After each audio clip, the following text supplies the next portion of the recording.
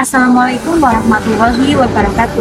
Teman-teman, pernahkah kita berhenti sejenak dan bertanya, mana perginya sampah setelah kita buang?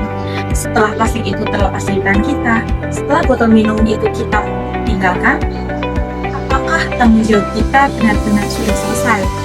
Seringkali kita berpikir hanya satu hal kecil. Padahal dari satu hal kecil itulah masalah besar bisa bermula. Teman-teman, setiap hari lingkungan memberi kita udara untuk bernafas, air untuk diminum, dan tempat untuk menjalani seluruh aktivitas kita. Namun, tanpa kita sadari, kitalah yang justru sering lalai merawatnya. Coba kita lihat di sekitar, selokan tersunat oleh sampah, sungai yang tampak jernih, udara yang terasa semakin panas dan tidak bersahabat. Semua itu tidak terjadi begitu saja. Semua itu adalah akibat dari kebiasaan manusia yang kurang peduli terhadap lingkungannya.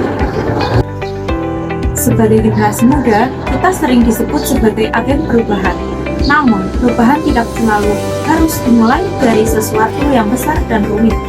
Perubahan bisa dimulai dari kebiasaan kecil yang dilakukan secara konsisten.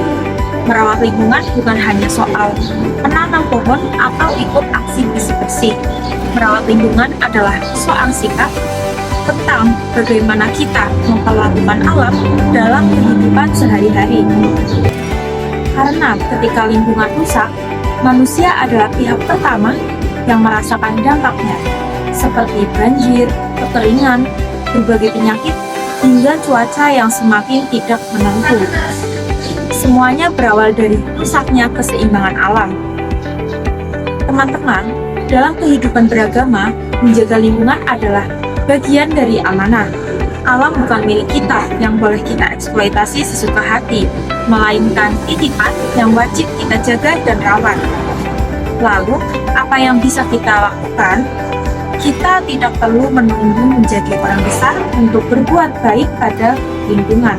Kita bisa mulai dari diri sendiri, mulai dari hal-hal sederhana seperti contohnya membawa botol minum sendiri, mengurangi penggunaan plastik sekali pakai, membuang sampah pada tempatnya, menghemat air dan listrik, serta menjaga kebersihan ruang bersama. Mungkin terlihat sepele, namun jika dilakukan bersama-sama, langkah kecil itu dapat membawa dampak yang luar biasa besar. Teman-teman, merawat lingkungan bukan tentang siapa yang paling sempurna, tetapi siapa yang berani memulai lebih dulu. Mulai hari ini, mari kita bertanya pada diri sendiri, langkah kecil apa yang bisa saya lakukan untuk menjaga bumi tempat saya hidup? Karena sesungguhnya bumi tidak membutuhkan kita untuk bertahan hidup, tetapi kitalah yang membutuhkan bumi agar tetap bisa hidup dengan layak dan nyaman. Terima kasih. Wassalamualaikum warahmatullahi wabarakatuh.